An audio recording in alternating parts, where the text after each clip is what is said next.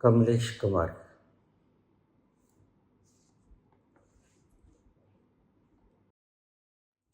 बाबा जी सादर चरण स्पर्श। मुद्दतें बीत गईं, आपने हमें ब्लैक होल का दर्शन नहीं करवाया।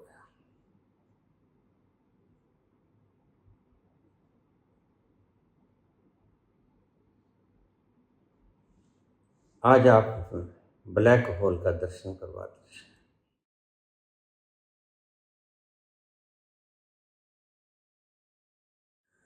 ठीक है, आओ चलते हैं।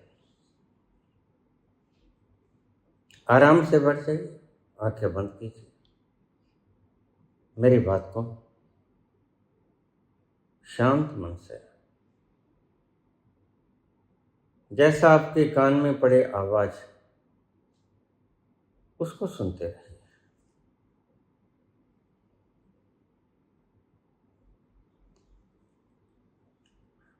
आप जहां भी बैठे हो, अपने घर में, कमरे में, छत पर,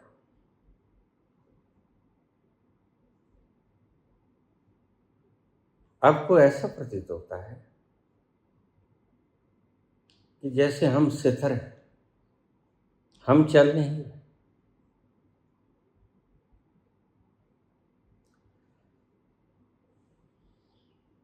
लेकिन आपको ज्ञात नहीं है कि आप न चलते हुए भी बड़ी तेज गति से हर पल चल रहे हैं। जब आप सो रहे होते हो तो आराम नहीं कर रहे होते, वरन बड़ी तेज गति से गतिमान हुए होते हो। अभी आप आराम से जहां भी खड़े हो वहां बैठ जाइए, एक कमरे में बैठ जाइए, शांत होकर बैठ जाइए। आप अपने कमरे में बैठ गए, देखो सामने कुर्सी पड़ी है, देखो वो टेबल है, देखो ये पंखा घूम रहा है, सामने टेबल पर चाय का कप पड़ा है। आपको सब कुछ ठहरा हुआ मालूम पड़ता है, लेकिन क्या वास्तव में ऐसा है? आपको जानकर बड़ा आश्चर्य होगा कि आप इस वक्त भी 1670 किलोमीटर पर आवर की रफ्तार से भाग रहे हैं।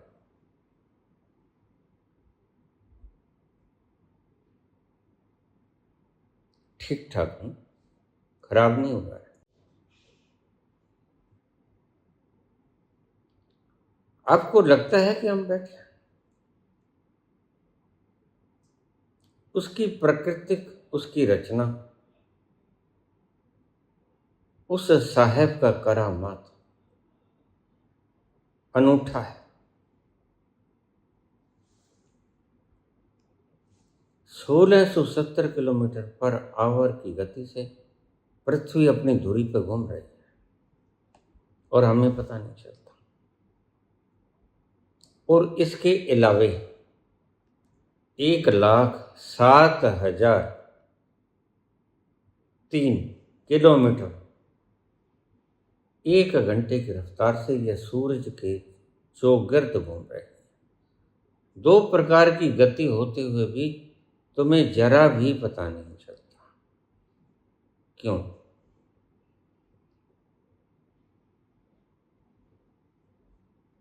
क्योंकि तुम यकसां गति से चलती हुई चीज पर बैठे हो। पृथ्वी अपनी रफ्तार कभी नहीं बदलता है, ना अपनी धुरी के आसपास, ना सूर्य के आसपास। पृथ्वी उसी गति से चलती रहती है।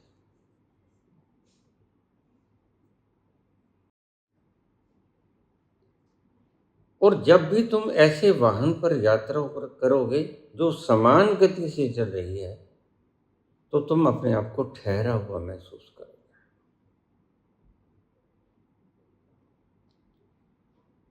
आपको झटका कब लगेगा? जब उसकी गति कम हो जाएगी। आपने देखा, आप गाड़ी में बैठे होते हैं, जब गाड़ी रुकती है तो एकदम से आपको धक्का लगता है। क्यों? क्योंकि उसने गति बदल ली। अगर उसी गति से चल रही तो आपको मालूम भी नहीं। आराम से आंखें बंद की, आप किन्हीं ख्वाबों में खोए हुए थे।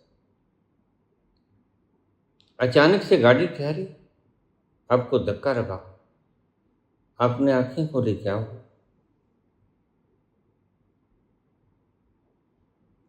अगर समान गति से चलती हुई वस्तु पर आप बैठोगे तो आपको उसकी गति महसूस नहीं होगी।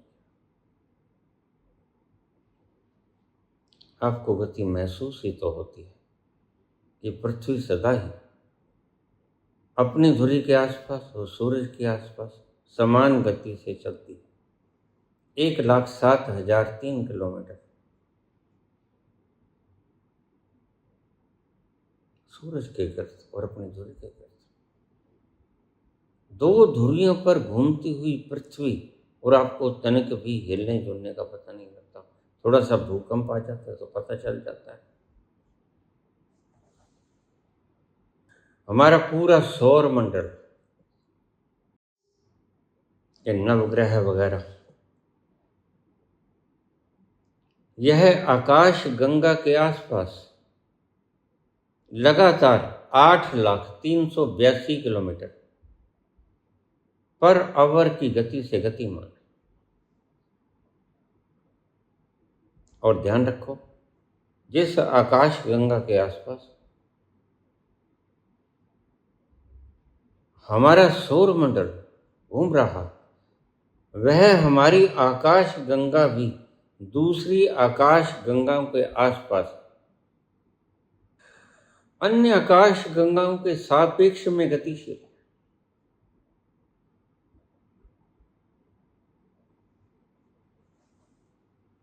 आप शांत बैठे हुए कमरे में भी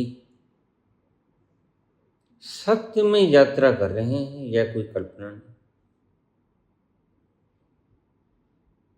लेकिन इस यात्रा के करते हुए का हमें पता क्यों नहीं चलता? मैंने पहले बताया, क्योंकि गति निरंतरता में न कम होती न ज्यादा होती, इसलिए हमें पता नहीं लगता। गति का अनुभव तभी होता है जब गति बदलती है।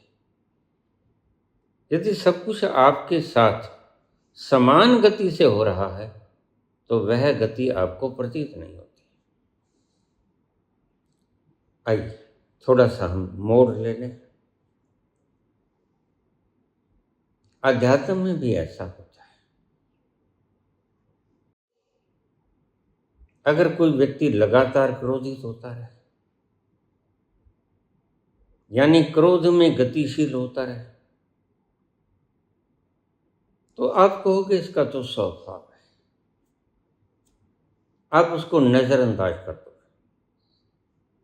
कोई व्यक्ति आपको गालियां निकालता हुआ जा रहा है, रोज की आदत हो गई, तो आप कहते हो इसकी तो आदत है, निरंतर गतिशील है, तो आप कोई किसी प्रकार की रिएक्शन नहीं करते, क्योंकि गति की निरंतरता बनी हुई है। ऐसे ही सारे विकार, काम आता है, क्रोध आता है, लोभ मोह अहंकार मद मत्सर, इसलिए ये राजनीतिक लोग इतने पागल हो जाते हैं, क्योंकि इनके भीतर गति रुकती है, ये ठहरते हैं। इनका शरीर आराम करता है, इनका मन विश्राम नहीं करता। यही समस्या है। इसलिए मैं आपको रोज कहता हूं और दावे के साथ कहता हूं कि राजनीतिक व्यक्ति कभी प्रभु को नहीं पा पाएगा, क्यों? क्योंकि उसकी गति बरकरार है।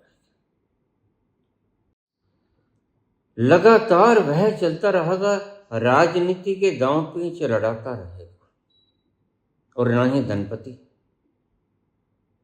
क्योंकि धनपति की अगर 100 फैक्ट्रीज है तो उसका ध्यान लगातार गतिशील है, ठहरेगा नहीं। गतिशील होना भी तुम्हें लगता है कि हम ठहरे हुए हैं, लेकिन सत्य में तुम ठहरे हुए नहीं होते। यह प्रवचन बड़ा गहरा है। दोनों चीजों को मिलाता हुआ बराबर चलूंगा और हम ब्रह्मांड की सैर करेंगे, बड़ी आनंददायी। क्रोध रोज आता है, हम कहते हैं इसकी तो रोज की आदत है, झगड़ालू प्रवृत्ति का है। तुम सभी विकारों से रोज गुजरते हो और तुम कहते हो ये तो स्वभाव है इसका।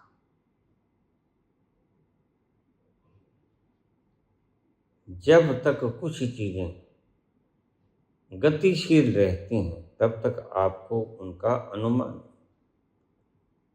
अनुमान कब होगा? जब तुम उस गति करती हुई चीज से अलग हो जाओगे, तुम्हारा मन दौड़ता है,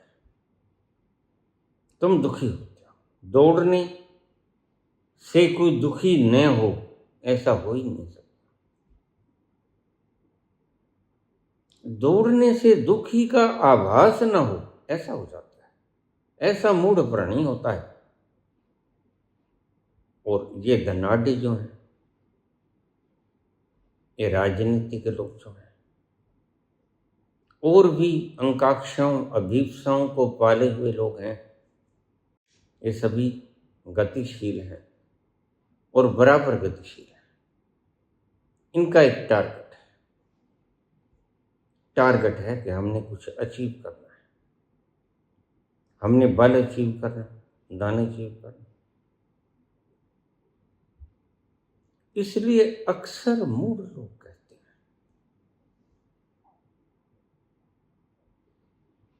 जब मरकर साथ ही कुछ नहीं लेके आना, फिर यहीं जोड़ के ऐशी कर लो। बस यही दुविधा तुम्हें भोगों को भोगने में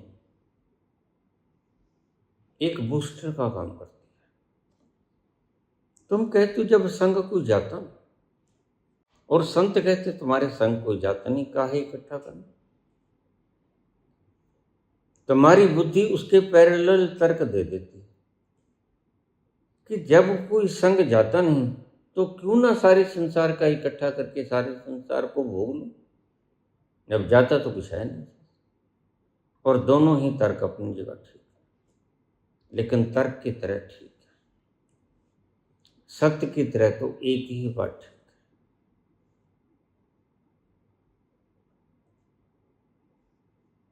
अगर तुम जोड़ते ही रहे तो संग तो कुछ नहीं हो जाएगा, ये सत्य है। अगर तुम भोगते ही रहे तो वह भोग भी इंद्रियों के द्वारा भोगे जाएंगे। तुमने उन भोगों को भोगते हुए इंद्रियों को देखा, तुमने स्वयं उसका लुत्फ नहीं उठाया। इसी मूर्छ अवस्था में तुम सारी उम्र क्या, तमाम जिंदगियां पूर्ण कर देते हो, बिता देते हो।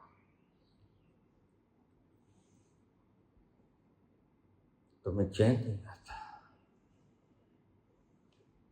पूछो न कैसे मैंने रैन बीता, पूछो न कैसे रैन बीता, एक पल जैसे एक जुग बीता, एक पल जैसे एक जुग बीता, जुग बीते मुझे नींद न आ, पूछो न कैसे मैंने रैन बेता।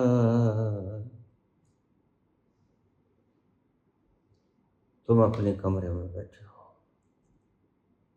तुम समझते हो मैं आराम से स्टेबल अवस्था में बैठा हूं, लेकिन गलती तुम स्टेबल बैठे भी हो, लेकिन तुम्हें नहीं पता जब तक तुम उठोगे लाखों किलोमीटरों की यात्रा करके तुम तब तुम्हें लगेगा मैं वहीं हूं, लेकिन तुम आकाश गंगा में उस स्थान पे नहीं, तुम बहुत दूर निकल गए, तुम्हें पता भी न चला, क्योंकि ये विश्व की हर चीज गतिमान, विश्व की हर चीज गतिमान, यह सारा संसार गतिमान है, इसीलिए ठहरा हुआ है।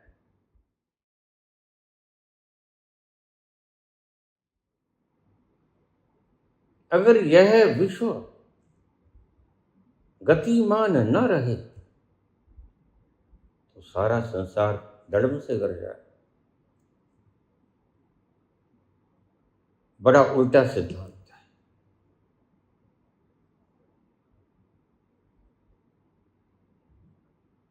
इतनी तेज गति से चलता हुआ यह ब्रह्मांड एक दूसरे के आसपास चक्कर लगाता हुआ, और तुम्हें नहीं पता ये सभी चीजें एक दूसरे के आसपास घूम रही हैं।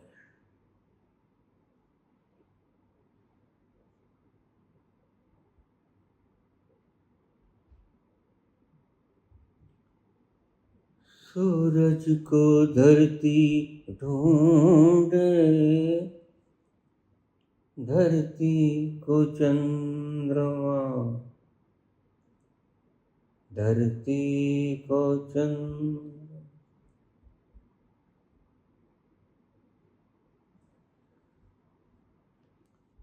जब अहंकार निरंतर बना रहे, मैं शरीर हूं, मैं विचार हूं, मैं भावना हूं, तो वह तुम्हारा स्वभाव जैसा लगने लगता है।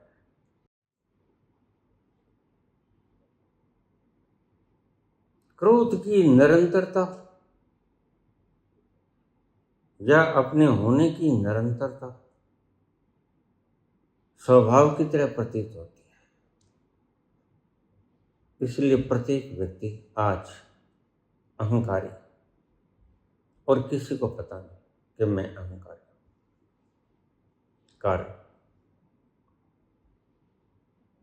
कारण अहंकार की निरंतरता। क्रोधी को ये नहीं पता कि मैं क्रोधी, कामी को ये नहीं पता कि मैं कामी, लोभी को ये नहीं पता कि मैं लोभी। इसीलिए तो लोग इतना इकट्ठा करते हैं, 100 पुश्तें भी खा न सके, क्योंकि वह उसका स्वभाव की तरह बन जाता है। लगता है कि मेरा स्वभाव है, मैंने बस यही करना है। मैंने एक राजा की उदाहरण सुनाई थी। वह खा देता, उल्टी कर देता, अपने मनपसंद की फिर सब्जी खाना बनाता, फिर खाता, पेट भर के खाता, और आधे घंटे में उल्टी कर देता। उसका काम हो जाता।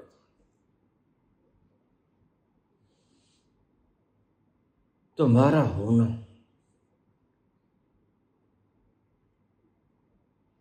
जब तुम्हें निरंतरता से प्रत्येक जीवनों में पिछले जन्मों से तुम अपने आप को निरंतर रूप से शरीर मानते आए हो,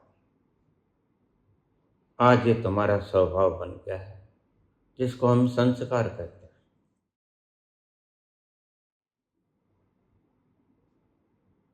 किसी भी चीज की निरंतरता, गति, वह तुम्हें स्वभाव जैसी लगने लगती है। इसलिए गलती करने वाला व्यक्ति गलती करता ही जाएगा। मुझे लोग कहते हैं कि जो व्यक्ति जेल में होके आ गया वह फिर से कोई गुनाह नहीं करेगा, वो गलती में। जो जेल में कभी गया नहीं वह तो गुनाह नहीं करेगा, लेकिन जो एक बार जेल में चला गया, बार बार पैरोल पे आ गया, बार बार जेल में चला गया, जब उसे तुम छोड़ोगे परमानेंटली, वह गुनाह फिर करेगा, क्योंकि गुनाह उसकी निरंतरता बन गई, उसका स्वभाव बन गया।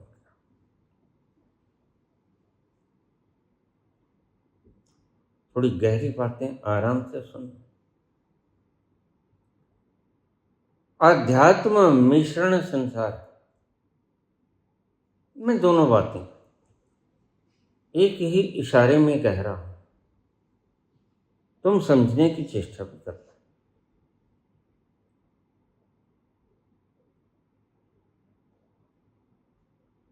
और कातिल व्यक्ति हजारों कत्ल कर देता है, उसके हाथ से लाखों गुना, लाखों कत्ल हो जाते हैं, हम उसे फिर भी गद्दी के ऊपर उठाए रखते हैं और उसे पता नहीं चलता। हम रोज उसे कहते हैं कि तू अपना स्वभाव बदल दे, लेकिन वह सोचता है कि मैं स्वभाव ठीक है मेरा, तो यह लोग मेरे पीछे क्यों पड़े। वह अनभिज्ञ है, उसे पता नहीं कि उसका जो स्वभाव बना है वह निहायत किस्म का दरिंदा है। यह आम मानव नहीं है, यह काल है। अंधेरे को पता होता है कि मैं अंधेरा हूं। दुष्ट को कभी नहीं पता होता मैं दुष्ट हूं, और अगर दुष्ट को यह पता चल जाए कि मैं दुष्ट हूं, तुरंत वह बदलाव आना शुरू हो जाएगा। इसलिए साक्षी की प्रथा खोजी। साक्षी में तुम अपने आप को दूर देखते हो, अपने आप को दूसरे की तरह देखते हो, बदलाव शुरू हो जाता है। भटकता हुआ मन, ददकता हुआ मन, विचारों से युक्त शोर करता हुआ मन तुम्हें दूर से दिखाई पड़ता है, और पास में बैठा हुआ संत तुम्हें कहता है, देखो यह मन में जो उथल पुथल, ऊहा पोह, शोर शराबा हो रहा है, इसे तुम देख रहे हो। हाँ गुरुदेव, देख रहा हूं। फिर जब तुम इसे देख रहे हो तो पक्का है कि जिसे तुम देखते हो वो तुम नहीं हो। तुम मुझे बोलते हुए देख रहे हो, अभी मैं बोल रहा हूं, गौर से देखो। क्या मैं तुम हो? क्या तुम मैं हूं? नहीं, क्योंकि तुम मुझे देख सकते हो। इसलिए जब तुम विचारों को देख सकते हो, भावनाओं को देख सकते हो, शोर शराबे को देखते हो, विक्षिप्तता को देखते हो, जब किसी उलझन में उलझ जाते हो, चिंता को देखते हो, उस चिंता में उठती हुई लपटों को देखते हो जो तुम्हें सताती हैं, तो फिर तुम जिससे देखते हो वहां से एक अलगाव पैदा होता है कि कम से कम तुम वो हो तो नहीं, फिर भी तुम दुखी क्यों। अगर एक बार इतना सा पता चल जाए, जो कि साक्षी के द्वारा संभव है,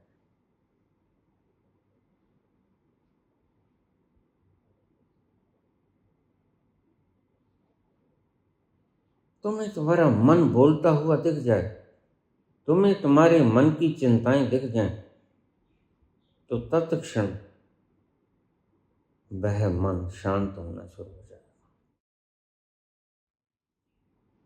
क्योंकि उसके भीतर का यह भ्रम मिट गया कि मैं भटकता हुआ मन, धधकता हुआ मन,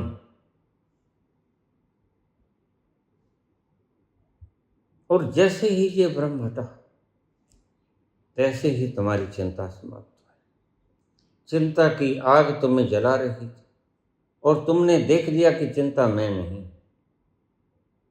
तो आग भी धीरे धीरे शीतल बनती जाएगी और एक वक्त ऐसा आएगा जब वह आग पूर्णतः बुझ जाएगी। प्रबुद्धता में यही होता है। तुम्हारी बुद्धि में लगी हुई आग, जिसे तुम मैं समझते हो अहंकारवश, वह तुम्हें बड़ा दुख देती है। और जब तुम्हें पता चल जाता है, बुद्ध कहता कुछ ना करो, आराम से देखो, आती श्वास को देखो, जाती श्वास को देखो, मन चलता है, इसको चलते हुए देखो, तो तुम्हें दूरी का आभास होना शुरू हो जाएगा। और अब हम निचोड़ के ऊपर आ जाऊं, जिसको हम देखना शुरू कर देते हैं दूरी से, वह हम तो नहीं रहते, वह दूसरे हो जाते हैं। हम अलग हैं जो देखने वाला है, वह अलग है ऑब्जेक्ट की तरह जो हमें दिख रहा है। अभी हम धरती पे हैं, अभी हमने घर की चौखट पार कर ली, तो वहां तुम एक संकल्प लो कि मैं शरीर से बाहर हो जाऊं।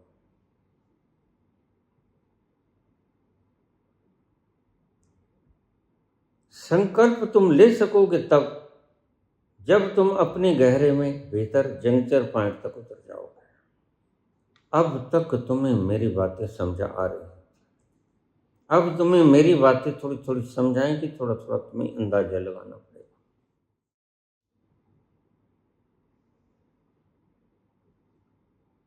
तुम घर की चौखट पे खड़े हो और घर की चौखट से बाहर होना, यह चौखट है, यह ढांचा, इससे बाहर होना है। तो तुम संकल्प करो कि मैं अपने शरीर से बाहर हो जाऊं। अब तक तुमने जाना कि लगातार विचार चल रहे थे, विचारों की निरंतरता के कारण तुम्हें लग रहा था कि विचार नहीं, भावनाएं तुम्हें उद्वेलित कर रही थी तो तुम्हें लग रहा था भावनाएं मैं, तुम्हें शरीर का आभास निरंतर गतिशील लग रहा था तो तुम्हें लग रहा था मैं शरीर। अब मैं तुम्हें उस दरवाजे पे ले आया जहां से तुमने छलांग लेनी है संकल्प के द्वारा, और संकल्प के द्वारा छलांग लेने से पहले तुम्हें अपने ही अंतस में जाकर नाभि से थोड़ा सा ऊपर जंक्चर पॉइंट है, वहां तक पहुंचना होगा। जंक्चर पॉइंट पे आकर तुम संकल्प ले सकते हो, वह संकल्प जो संकल्प लेते ही वस्तुओं में तब्दील हो जाए। तुम्हारे विचारों जैसा संकल्प नहीं, यह जो सदगुरु, यह जो आचार्य, यह जो सर लोग कहते हैं वैसा नहीं। तुम रोज सोचते हो मैं IAS पास कर लूँ, UPSC कर लूँ, मैं ये कर लूँ, वो कर लूँ, डॉक्टर बन जाऊँ, इंजीनियर बन जाऊँ। क्या बनते हो? तुम्हारा विचार संकल्प नहीं, और तुम विचारों को संकल्प समझते हो। तुम समझते हो विचारों के बार बार दोहराव से, तीव्रता से दोहराव से वह संकल्प में परिवर्तित हो जाता है। तुम गलती में, क्योंकि तुम्हारे गुरुओं ने तुम्हें गलत बताया। संकल्प और विचार में क्वालिटेटिव फर्क है, क्वांटिटेटिव फर्क नहीं, संख्यात्मक फर्क नहीं है, गुणात्मक फर्क है।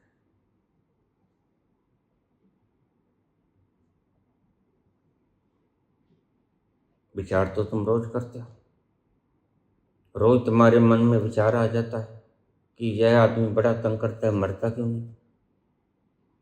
क्या वह व्यक्ति मर जाता है? नहीं, क्योंकि विचार संकल्पहीन है, करीब करीब नेग्लिजिबल विल पावर है उनमें। विल पावर को संकल्प कहते हैं। जैसे जैसे बढ़ेगा, कैसे? संकल्प को बढ़ाने का उपाय अपने ही अंतस में खिसकते जाओ। जैसे जैसे तुम अपने अंतस में जाओगे, तुम्हारा संकल्प बढ़ना शुरू हो जाएगा। यह है फार्मूला। और जैसे जैसे तुम बहिर्मुखी होते जाओगे, तुम्हारा संकल्प घटता जाएगा। एक बार की ऐसा आएगा कि तुम हर एक व्यक्ति के चरण पकड़ते फिरोगे। तो समझो तुम संकल्पहीन व्यक्ति हो। जो संकल्पवान व्यक्ति है वो अपने भीतर जाता है, बाहर की परवाह ही नहीं करता, और भीतर जाते जाते उसका संकल्प और प्रगाढ़ हो जाता है। फिर एक वक्त ऐसा आता है जब तुम उस जंक्शन पॉइंट से थोड़ा सा ऊपर, जहां विल पावर इस तरीके की होती है, जो मांगू ठाकुर अपने ते सोई सोई दे, फिर वहां तुम जो मांगोगे हो जाएगा। बुद्धि में बैठे बैठे तुमने कहा था वह व्यक्ति मरता क्यों नहीं? नहीं मरा। लेकिन इस स्थान पर जंक्शन पॉइंट पे आकर अगर कोई व्यक्ति कहते कि वह व्यक्ति मर जाए, तो मर जाए, तत्क्षण मर जाए।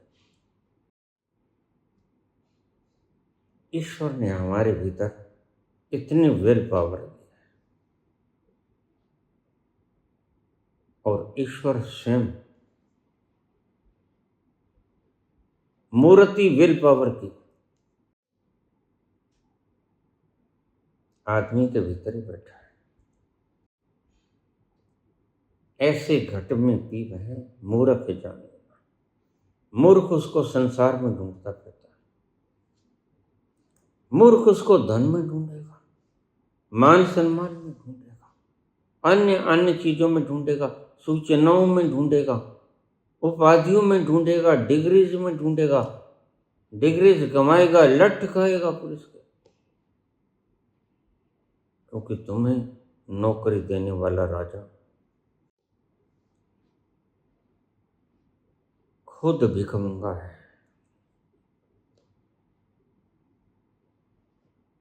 भिखमंगा इस हिसाब से कि उसके भीतर विल पावर है, वह कार है। थोड़ा सा खतरा देखता है, वह अपना जहाज उठा लेता है, बाहर चला जाता है। अच्छा है, 4 दिन दूर रहेंगे और कोई ना कोई पुरस्कार ही लेके आएंगे, वो चाहे कोई भी हो। फिर तुम चाहे लाखों गालें निकालते रहो, उसकी कोई परवाह नहीं। उससे तुम्हारे दुख दर्द का कोई परवाह नहीं। वह राम की तरह जनता के प्रति करुणावान नहीं। धोबी ने कहा धोबन से, मैं को राम था।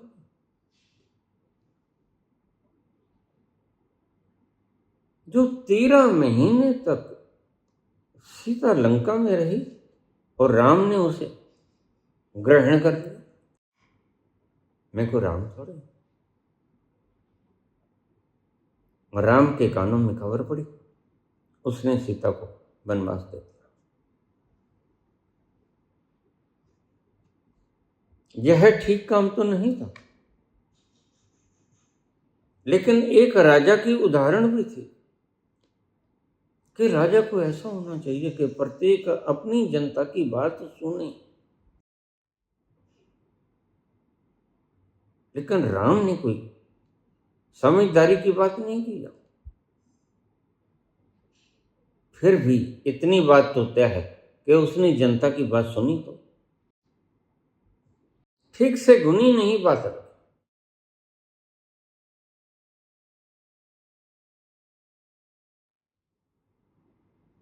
जैसे जैसे तुम अपने भीतर जाओगे, विल पावर बढ़ती जाएगी।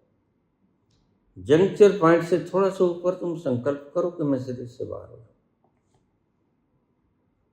तत्क्षण तुम अपने देही को साथ लेके शरीर से बाहर हो जाओगे। चलिए हम उस अज्ञात यात्रा पर चलते हैं, जिस यात्रा का मैंने पहले वर्णन तो किया, लेकिन तुम्हारी फिर इच्छा है कि आज फिर से मैं उसका वर्णन करूं। जब तुम शरीर से बाहर हो गए तो फिर तुम्हें दोबारा से संकल्प लेना पड़ेगा। और ध्यान रखना, अरबों खरबों खरबों, जिससे तुम असंख्य कहते हो, इन्फिनिट, उतनी दूरी तक भी तुम संकल्प ले सकते हो। मुझे कोई कहने लगा कि बिजली की रफ्तार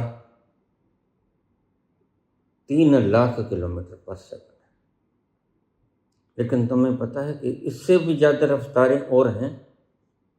मैंने कहा हाँ, पता है मुझे।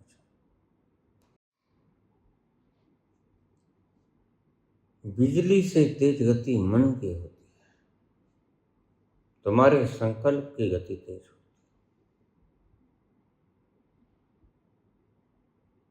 तुम यहां से एक जहाज लेकर चलोगे, रॉकेट लेकर चलोगे बिजली की गति से 3 लाख किलोमीटर पर सेकंड, लेकिन जब तुम संकल्प के द्वारा जाओगे तो खरबों खरबों किलोमीटर दूर जो ग्रह नक्षत्र हैं वहां संकल्प लेते ही पहुंच जाओगे। तुम एक मजेदार बात बताऊं, तुम रोज देखते हो, तुमने कभी बिजली कड़कती देखी?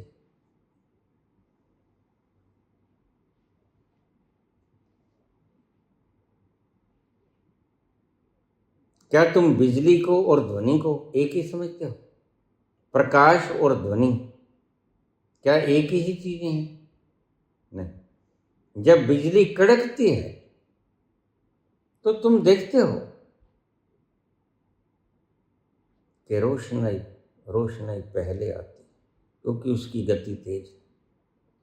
तुम्हें चमक पहले दिखेगी और उसकी आवाज यानी गड़गड़ाहट बिजली की बाद में सुनाई पड़ेगी। कारण क्या है कि आवाज, साउंड की गति विद्युत की गति से कम है। साउंड की गति बहुत कम है, इसलिए साउंड आपको बाद में सुनाई पड़ेगा। बिजली की गड़गड़ाहट तुम्हें बाद में सुनाई पड़ेगी। बिजली का प्रकाश तुम्हें पहले दिखेगा, क्योंकि प्रकाश की गति सबसे ज्यादा तेज है हमारे इस संसार में, भौतिक संसार। बिजली से भी तेज गति होती है मन की, संकल्प के मन की। यह तो 3 लाख किलोमीटर पर सेकंड है, लेकिन उसकी रफ्तार तो मापी ही नहीं। उसकी रफ्तार को तुम किसी भी पैमाने से नहीं माप सकते। जैसे पृथ्वी की गति अपनी धुरी के आसपास घूमती है और सूर्य के आसपास घूमती है, लेकिन आपको महसूस नहीं होती, ऐसे ही तुम्हारे विचार हर वक्त चलते हैं, तुम्हें पता नहीं चलता। पता कब चलता है? जब तुम इन विचारों से दुखी हो जाते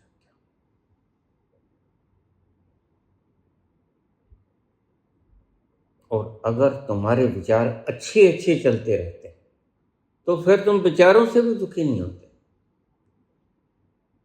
अगर तुम तुम्हारी प्रेमिका के बारे में, प्रेमी के बारे में विचार करे तो तुम दुखी नहीं होगे। जब तुम तुम्हारे अभाव, कर्ज, फर्ज, बोझों की कल्पना करोगे तो तुम्हारा मन दुखी हो जाएगा। आप बैठे हो एक स्थान पर, जैसे मैं 14 वर्षों से एक स्थान पर बैठा, तो मैंने क्या कोई यात्रा नहीं की?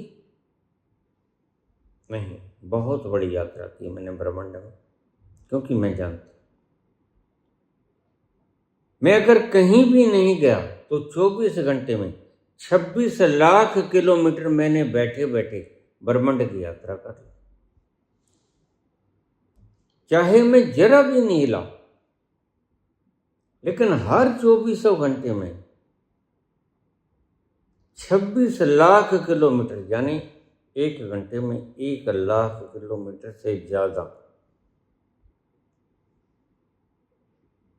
मैंने ब्रह्मांड की यात्रा कर ली, तथापि मैं बैठा हुआ। यह उस ईश्वरीय संरचना का विराट आश्चर्य है।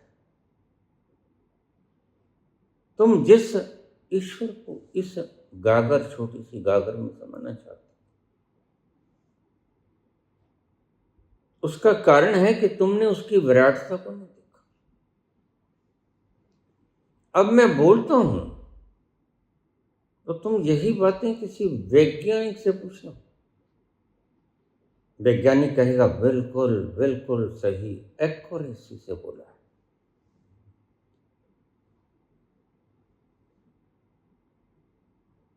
और जो चीजें मैं अपने अंतस की बोलता हूं वो किसी संत से पूछो, किसी सदगुरु या आचार्य से मत पूछ लेना, वो तो धंधेबाज है। किसी संत से पूछना, वो बताएगा बिल्कुल एक्यूरेट, सही बताया आपको। ये दो तल हैं, विरोधी भी हैं, और कहीं जाकर आपस में जुड़ते भी हैं।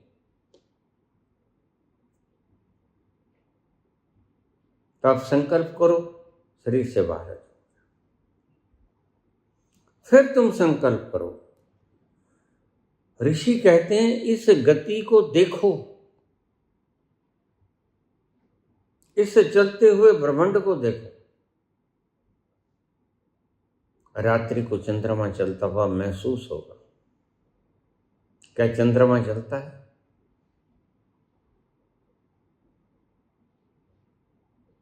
कभी तुम्हें ऐसा लगेगा बादल चल रहा है, कभी तुम्हें ऐसा लगेगा चंद्रमा चल रहा है।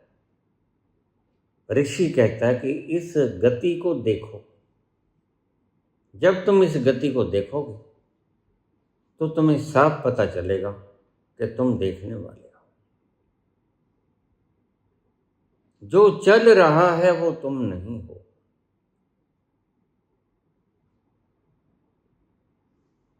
जो देख रहा है वो तुम। तुम्हारे विचार चलते हैं, तुम विचारों को देखना शुरू करो तो तुम धीरे धीरे पाओगे यह जो चल रहा है यह तो विचार है, दूसरा है। और दूसरा है, तुम जरा सोचो, तुम आईने के सामने जाके खड़े हो जाओ, पूरा आईना उसके सामने जाके खड़े हो जाओ, तुम्हें अपनी तस्वीर नजर आएगी हूबहू वैसे। इतना पारदर्शी शीशा हो, मिरर हो, कि तुम्हें तुम्हारे आईने में एक बाल भी कहीं होगा दिखेगा।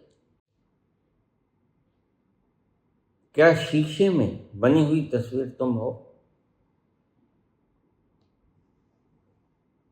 मैं फिर पूछता हूं, क्या शीशे में बनी हुई तस्वीर तुम हो?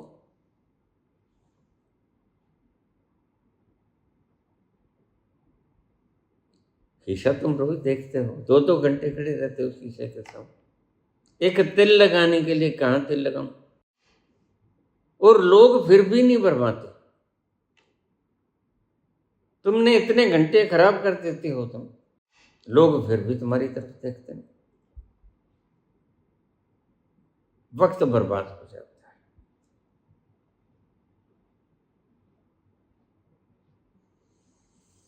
हो रही बुलबुल गुलों पे क्यों निसार,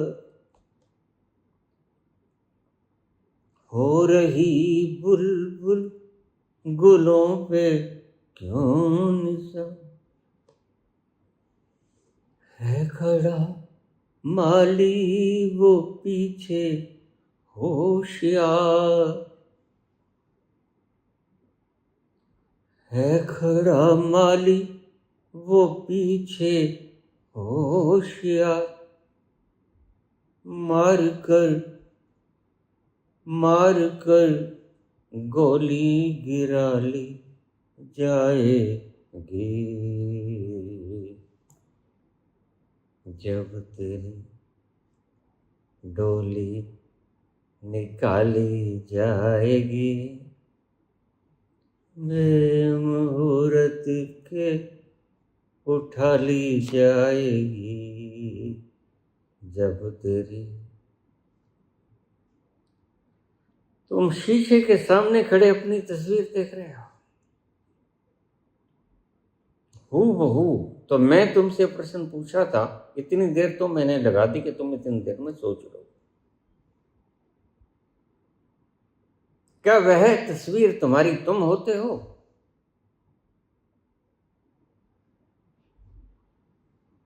इसका उत्तर है नहीं। मेरी तस्वीर होती है, मैं तस्वीर नहीं होता। बस यही भ्रम तुम खाए हो। तुम तस्वीर को अपना होना मान रहे हो, इसे ही अहंकार कहते हैं।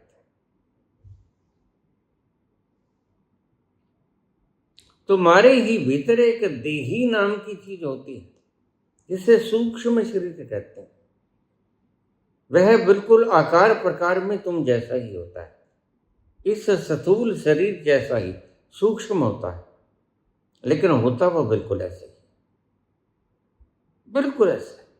जब मेरे भाई मेरे सामने आए प्रथम बार, मृत्यु के पश्चात 2-3 दिन बाद आए,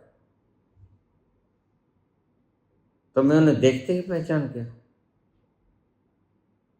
यद्यपि स्थूल न थे, लेकिन सारा ढांचा बिल्कुल वैसा ही, नाक कान आंख मुंह वैसा ही। मैंने कहा सुरेश? कहता हाँ भाई, तुमने मुझे पहचान लिया? मैंने कहा हाँ। तुम कहां से आ गए? तुम्हें तो मैंने कल आग लगा दी थी। यह है सूक्ष्म शरीर, बिल्कुल स्थूल शरीर जैसा होता है हूबहू। इसी को अहंकार कहते हैं। और तुम भुलेखा खा जाते हो। तुम इस परछाई को अपना होना समझ लेते हो। अब करना क्या है? संत क्या कहते हैं? संत कहते हैं इस परछाई को तोड़ दो। और ये परछाई किससे की बनी? तुम्हारी अतीत की स्मृतियां, तुम्हारी भविष्य की कल्पनाएं, तुम्हारे भविष्य के सपने संजोए हुए हैं। तुम्हारी इच्छाएं, तुम्हारी वासनाएं, तुम्हारे विषय जो तुमने सीखे, वो सब भीतर हैं तुम्हारे। तुमने जो सीखा, तुम जो भी कुछ बने, आईएएस किया, यूपीएससी किया, आईआईएम किया, डॉक्टर बने, इंजीनियर बने, कुछ भी बने, जो सूचना तुमने संग्रहित की, वो इस देही के अंदर स्टोर है। यह बिल्कुल इसका प्रारूप है, सेम। वैसे ही आंखें, वैसे ही ओंठ, वैसे ही तस्वीर सारी। मैंने कहा भाई तुम? मुझे बिल्कुल डर नहीं लगा। क्यों? क्योंकि मेरा भाई ही तो था। तुम्हें तो मैंने कल अपने हाथ से अग्नि दी, उसका अंतिम संस्कार और जो अंतिम 13 दिन के उपाय होते हैं वो मैंने किए थे। छोटा भाई था मैं।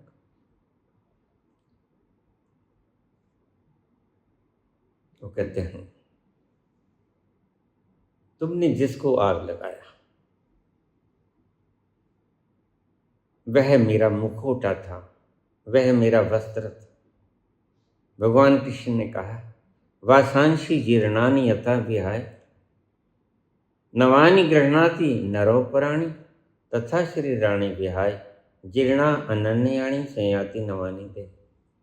मैं ऊपर के कमरे में, उसी के कमरे में जहां वो सोया करता था, उसी तीसरी मंजिल के ऊपर उसी कमरे में सोया हुआ था। कमरा बहुत बड़ा था, शायद 20-15 का कमरा हो और शायद 20-20 का भी हो, कोई बड़ी बात नहीं।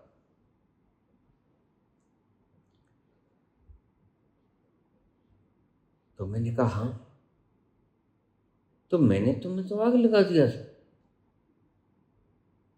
वो कहते लेकिन सूक्ष्म शरीर जलता नहीं, यह परछाई है उस शरीर की जो तुमने जला दिया कल अपने हाथों से। और पहली दफे मेरे भीतर से मृत्यु का भय समाप्त। उससे पहले मैं डरा करता था, उससे पहले मैं अपने आप को ये ढांचा ही मानता था। लेकिन जैसे ही मेरा अपना ही भाई मेरे सामने आके खड़ा हो गया, आश्चर्य तो बहुत हुआ। Wonderful wonderful. मैंने कहा तुम कहां से आए? दरवाजा बंद है, चिटकनी लगी। बहुत है सूक्ष्म शरीर को कोई रोक टोक नहीं होती, दीवारों के भीतर से भी आ सकता है।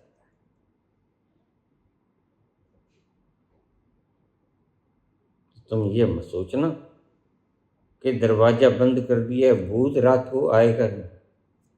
हंसो मत, भूत रात को दीवारों के बीच में से भी आ सकता है, कितनी ही चिटकनी बंद कर लो। भूत तुम्हारे दरवाजों में से भी आ सकता है और दीवारों से भी आ सकता है। भूत इतना पारदर्शी जैसे कांच के भीतर से धूप निकल जाती है।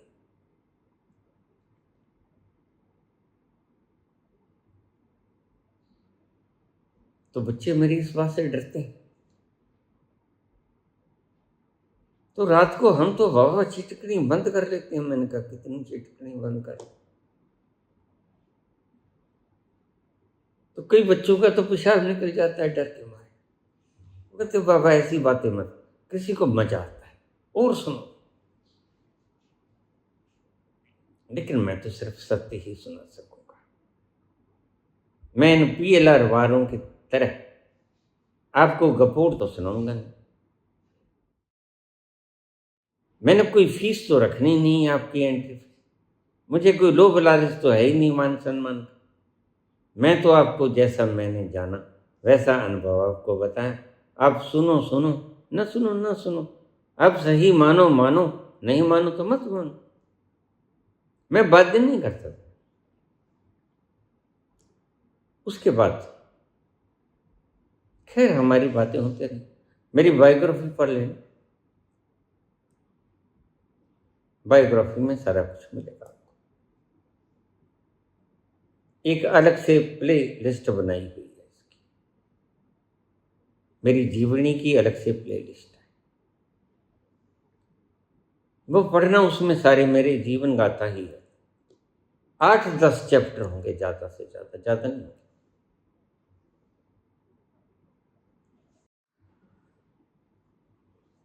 तो यह है सूक्ष्म शरीर जो उस दिन मेरे भाई सुरेश का सूक्ष्म शरीर मेरे सामने हुआ।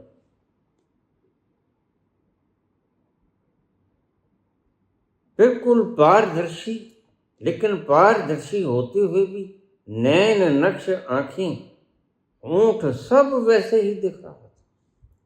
आकृति युक्त पारदर्शिता जिसे मैं कह सकता हूं। ये एक्यूरेट संबोधन किया। आकृति युक्त पारदर्शिता, हालांकि पारदर्शिता की कोई आकृति नहीं, लेकिन यह पारदर्शिता ऐसी, ट्रांसपेरेंसी ऐसी जो आकृति युक्त है, जो साकार है। अब शब्दों को ऐसा ही समझाऊंगा और क्या करूंगा। तो हमारी बातें हुई। खैर, उसने मुझे कुछ क्वेश्चंस भी बताए, कुछ मुझे आने वाले भविष्य की घटनाएं जो होंगी वो भी बताई, कुछ मुझे उसने एहतियात रखने के लिए भी बताया, ऐसे एहतियात रखो। लेकिन जैसे ही मेरे भाई का सूक्ष्म शरीर, देही जिसे कहते हैं, भगवान कृष्ण जिसे देही कहते हैं, जीर्णा अनन्यानि संयाति नवानि देही, वह देही उसका सामने खड़ा था और जगमगाता प्रकाश। लेकिन उस प्रकाश में से बिल्कुल उभरती हुई वो चित्र, मेरे भाई का चित्र, वही नाक, वही आंख, बस वह मेरे भय का अंतिम दिन था, मानो के अंतिम क्षण था। अपने भाई की देही का दर्शन करके मैं मृत्यु से मुक्त हुआ। मेरे मन में पहली बात यही कौंधी, अगर मेरा भाई जिसे मैं स्वयं अपने हाथों से आग दे के आया और धू धू करके सब जल गया, मेरे सामने राख हो गया, मैं बैठा देखता रहा, आज मेरे सामने खड़ा है, तो फिर कल को मैं भी नहीं मरूंगा। जिसको मैं माना, इसका मतलब मैं वो नहीं। थोड़ी सी सतोरी की घटना तो मिलनी शुरू हो गई थी। यह है 1980 की घटना है और मैं तो इस फराक में था। 18 जून की रात्रि को उसका देहांत। तो मैं तो इस फिराक में था। 1970 की ट्रेन इंसिडेंट उससे पहले हो चुकी थी। मैं इस फिराक में था, दर दर मारा फिरता था कि ये सब क्या है। कौन था वो जिसने मुझे बचा दिया, जिसने मुझे मृत्यु के मुख से निकाल दिया? मैंने ऐसा क्या पुण्य कर्म किया था? और वह शक्ति कौन? लाखों लाखों अनगणित सवाल मेरे मन में आए, लुप्त होते चले, लेकिन जवाब नहीं मिला। आज पहली दफे मैं एक रास्ते पे आया था, एक रास्ते पे ये आया था, यह जिसने मर जाना था वह मैं था ही नहीं।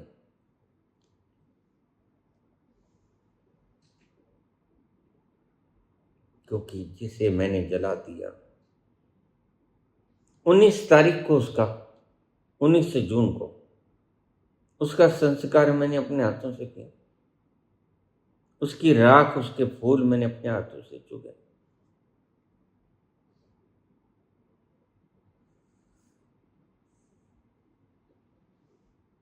हमारी बातें हुई और बातों की भाषा नहीं थी, कॉन्वर्सेशन, जैसे हम मानसिक रूप से बातें करते हैं।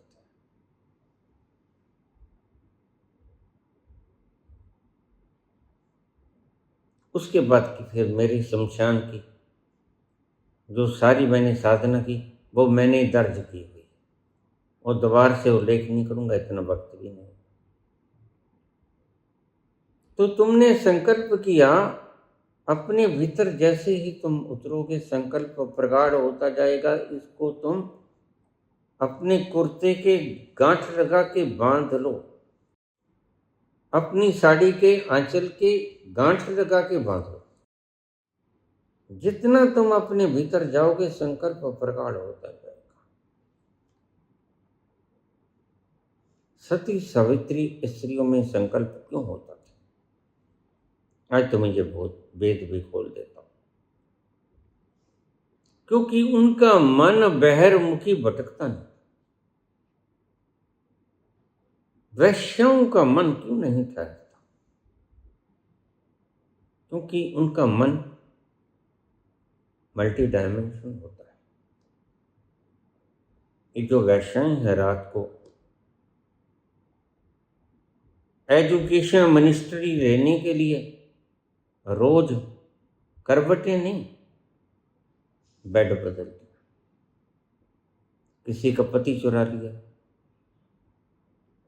किसी के साथ सो के डिग्री ले ली, एमपी बनने के लिए चूमा चाटी करते रहे। ये क्या है? वैश्य। और इन्हें क्या कहा? सती सावित्री का ध्यान बहिर्मुखी होने से खत्म हो जाता है। सती सावित्री का ध्यान एक तरफ रहता है और यह एक तरफ होना ही तुम्हें संकल्पवान कर जाता है। तुम्हारा बाहर का भटकाव तुम्हें संकल्पहीनता देता है। इसलिए आज व्यक्ति इतना संकल्पहीन है कि मारा मारा करता है, उसको खुशी की एक बूंद भी नहीं मिलती। आनंद तो बहुत दूर की बात है। यह तक सती सावित्री सीता क्यों आनंदित थी? कैद में रहते हुए भी क्यों आनंदित थी? क्योंकि उसका मन भगवान श्री राम के चरणों में ही रहता था। उसका मन 2 डायमेंशन हुआ ही नहीं।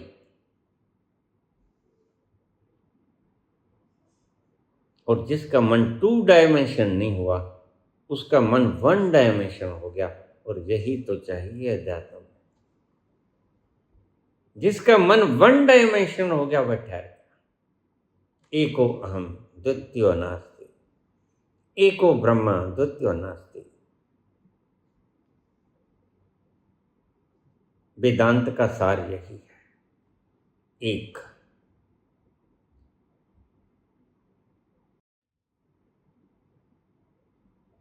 सती सावित्री अपने पति की सेवा करती करती 1 डायमेंशन होती होती वह प्राप्त कर जाती है जो ऋषि पर्वतों में बैठकर प्राप्त करता है। वह स्त्री अपने पति की सेवा करती करती या अपने पति की सेवा शुश्रूषा में लगी हुई, जब पानी चाहिए पानी दे दिया, बीमार है दवाई दे दी, खाना दाना दे दिया, वह 1 डायमेंशन होती है। और 1 डायमेंशनल होना परमात्मा का पुरस्कार है। बहुत से प्रश्न थे लोगों के कि सती सावित्री में ऐसी क्या होती? वह 1 डायमेंशन होती है, वैश्याएं नहीं होती। वैश्याएं तो रोज बिस्तर बदलते हैं और बिस्तर गर्म करके कभी किसी की फिल्म, कभी किसी की फिल्म, तो खुद ही बोलती हैं कि फिल्म लेने के लिए हमें दूसरे का बिस्तर गर्म करना पड़ता है। इनकी भाषा है तो कुछ भी गंदगी के पुतले। जो जानता है उनके लिए तो मवाद का पुतला है, बदबू का पुतला है। इसलिए तो सजाती है स्त्री अपने आप को कि दूसरा सम्मोहित हो जाए। वैश्याएं समर्थी शादीशुदा स्त्री और पतिव्रता स्त्री इतना श्रृंगार नहीं करती, क्योंकि वह 1 डायमेंशन, वह एक ही हो। उसको पूर्ण हृदय से किसने स्वीकार कर दिया, इसे ही प्रेम कहते हैं। उसको ज्यादा सजने धजने की जरूरत नहीं होगी, उसका मन भटकेगा नहीं। तो तुमने संकल्प लिया, बाहर आ गए। अब तुम संकल्प लो कि मैं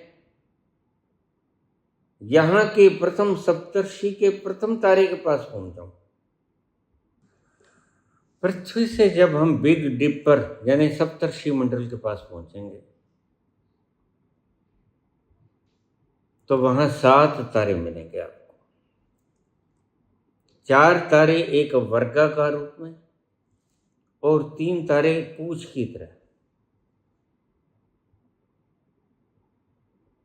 उनमें से 2 तारे आपको वशिष्ठ और अरुंधति, ये कहते हैं कि यह पति पत्नी। इसका बाद में बताऊंगा। यह जो 4 बिग डिपर के तारे हैं, ये बड़े चमकीले हैं। ये तुम्हें देखने में बड़े छोटे लगेंगे और तुम शायद ये गलती खा जाओ कि सूरज से बहुत छोटे होंगे। तुम गलती में, ये सूरज से 30 गुना ज्यादा बड़े हैं। सूरज से 30 गुना ज्यादा बड़े और चमकीले हैं। इनमें मरीचि, वशिष्ठ, अरुंधति, वशिष्ठ के बिल्कुल पास तुम्हें अरुंधति तारा नजर आएगा। अत्रि, अंगिरा, पुलस्त्य, पुलह, क्रतु। आप रात को आसमान में सिर ऊपर उठाकर देखिए, तुम्हारी आंखों के सामने 4 चमकदार तारे वर्गाकार में एक स्क्वायर बनाते हुए और 3 उसकी पूंछ में तारे देखेंगे। अरुंधति और वशिष्ठ तारे में से ऐसे रेंज निकलते हैं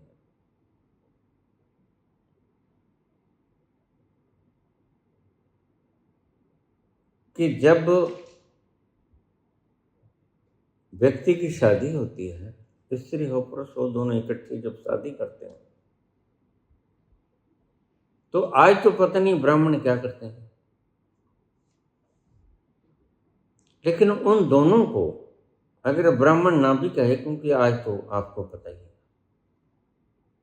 ओम भूर्भुवः स्वः तित्र बित्र प्रेरणियम, तित्र बित्री हो जाता है।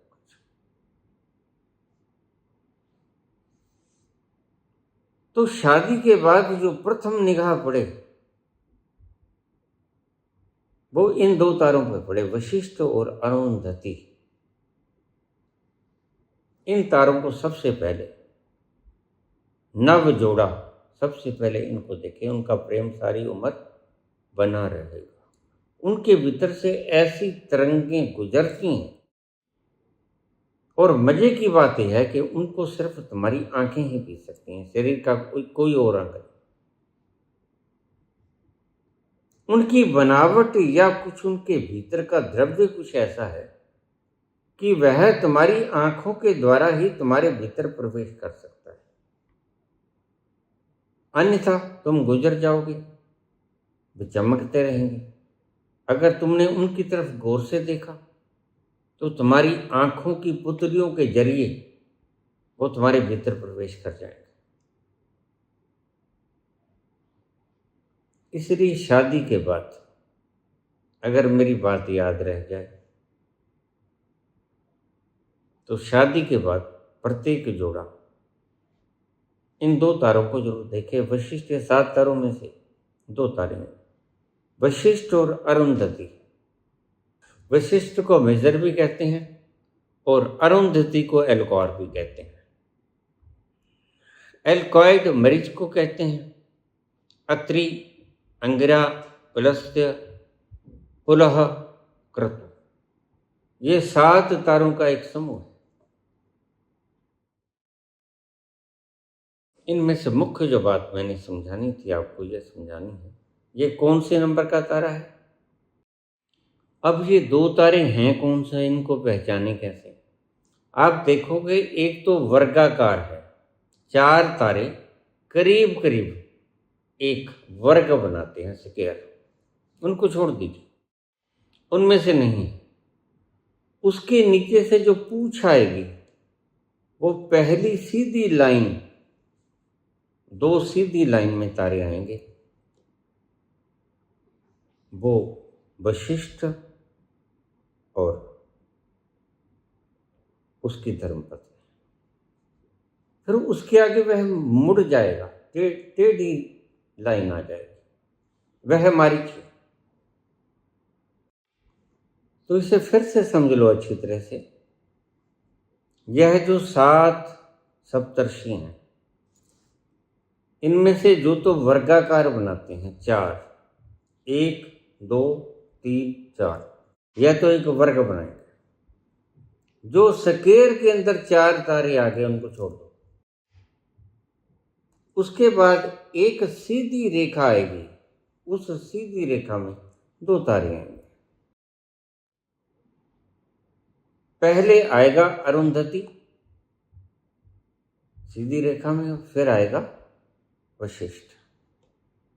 उसके बाद बिल्कुल अंतिम तारा, उसकी पहचान ये है कि वह सीधी रेखा में ना हो के थोड़ा मुड़ जाएगा, करीब 25-30 डिग्री पे मुड़ जाएगा, वह मरीच है। अगर इन 2 तारों को अगर आप रोज भी देख लो इसको, घर में क्लेश रहता है, किसी बात पर आपकी तुम में होती है, आजकल कहीं नहीं होती, सब जगह होती है। तो उसको रोकने के लिए यह ऋषियों की खोज थी। इनमें से निकलती हुई तरंगें यद्यपि दूर बहुत है, उससे आगे ध्रुव तारा आएगा। ध्रुव तारा समझो कि 400 वर्ष जो है वो लग जाते हैं उसको बिजली की रफ्तार से, light years, 400 light years away from अर्थ।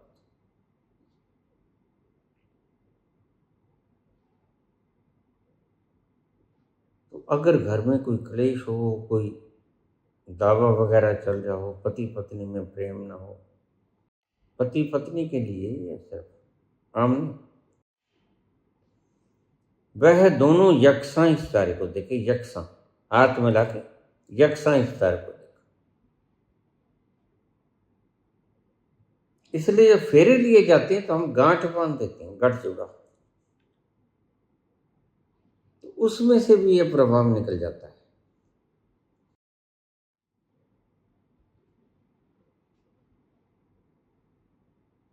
इन 2 तारों को देखने से, आंखों से जब देखोगे तो उनसे निकलती हुई शुद्ध किरणें प्रेम की इतने प्रेम से परिपूर्ण होती हैं कि वह आपकी आंखों की पुतलियां पी लेंगी। यदा कदा इसको देखना बड़ा शुभ रहता है गृहस्थ जीवन के लिए, पति पत्नी के गृहस्थ जीवन के लिए। यह बात समझना, यदा कदा दोनों यकसा देखें एक साथ।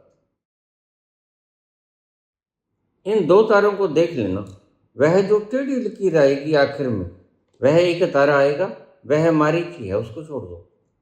जो स्ट्रेट लाइन में 2 तारे आएंगे वर्ग के बाद, वह अरुंधति और वशिष्ठ। उन 2 तारों को देखो बस 20 सेकंड के लिए, ज्यादा नहीं, इतना बहुत।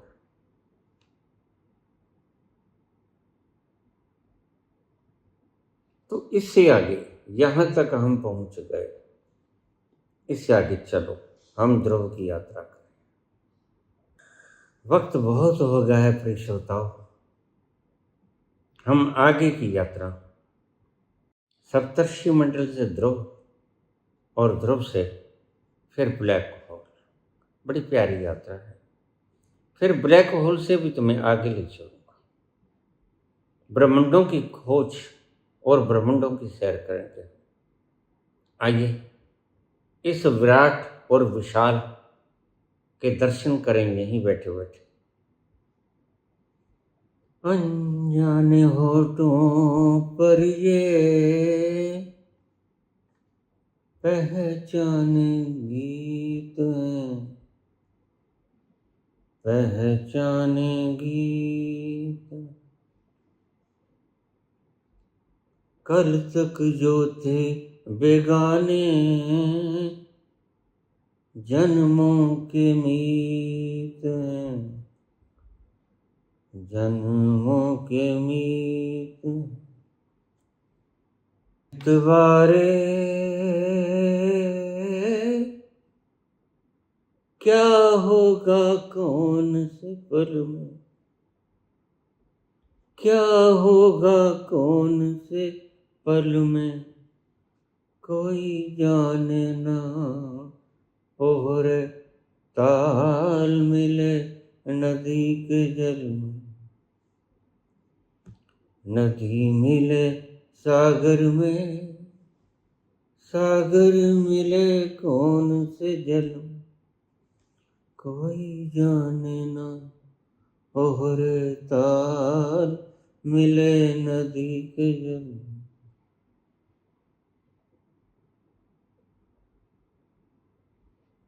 मेरे ही उस अंतर स्वरूप को, विराट परमात्मा को कोटि न कोटि प्रणाम।